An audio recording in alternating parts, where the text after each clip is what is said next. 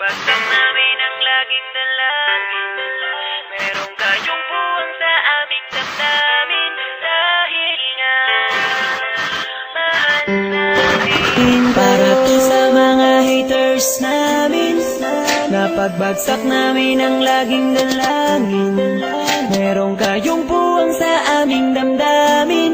Dahil nga mahal namin. Para to sa mga haters namin, napagbagsak namin ang laging dalangin, meron kayong puwang sa aming damdamin. Dahil nga mahal namin kayo. Mas may bago bang kanta? Pwede pakinig po, iniidolo kita.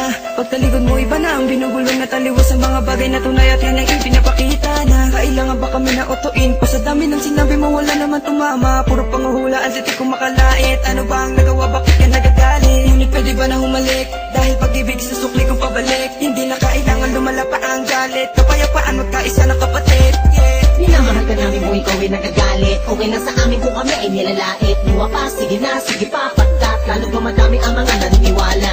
I-dislike kung naniniwala ka na talagang walang karapatan. Aming mga luma pipilit, hindi umag sa halip ay yayakapin ka namin na magaan sa loob ng aming mga puso pagkat ikay malapit din. Isasama ka na din sa aming panalangin. Huwag ka na mag-alala, sumama ka sa akin. Tanggalin ang takot, pag-ibig ang pairalin mo. Teka lang bro, bago ko muna ipasa tong mikropono, sana ay nakikinig ka sa mga tula ko na sinabi. Ito ay alay ko sa'yo.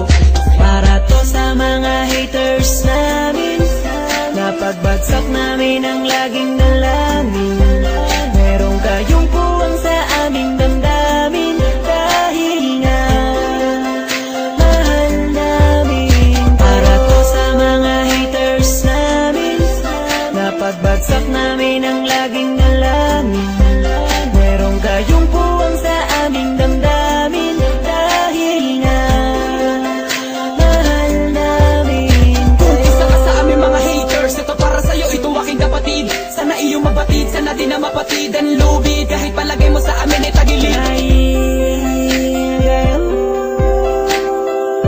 ang dahilan kung bakit na mamayagpag kami dito. Taos puso naming tinatanggap mga panalait nyo. Salamat sa'yo.